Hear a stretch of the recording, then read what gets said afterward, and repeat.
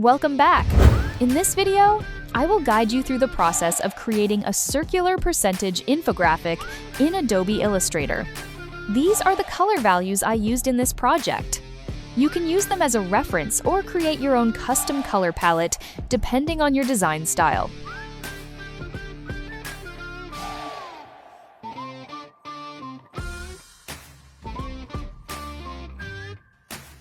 Begin by drawing a circle with the ellipse tool. Align the circle precisely to the center of the artboard and apply a gray to white gradient fill. Duplicate the circle. Open the Transform panel and use the Reference Point selector to choose the center anchor point. Select both circles and activate the Shape Builder tool. Hold the Alt key to remove the unnecessary overlapping areas.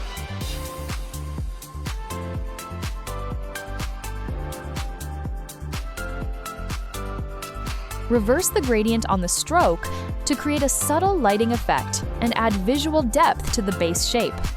Next, go to Effect Stylize Drop Shadow and apply the same shadow settings shown in the video. This adds separation from the background and enhances the overall contrast of the design.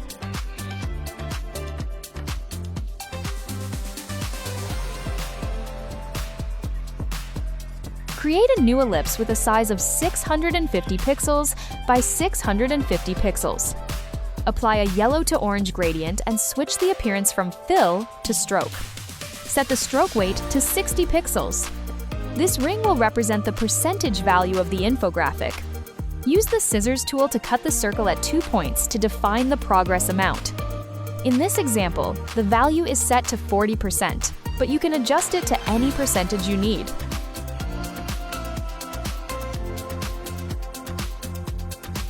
Choose a suitable font for the number and set the text color to light gray. Keep the typography clean and minimal so it complements the graphic without overpowering it. And that's it.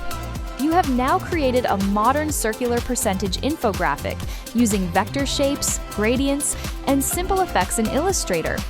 This design is fully scalable and can be used for dashboards, presentations, web interfaces, or print materials. I hope you enjoyed this video and learned something useful from it. Don't forget to like and follow for more videos. Goodbye, and see you next time!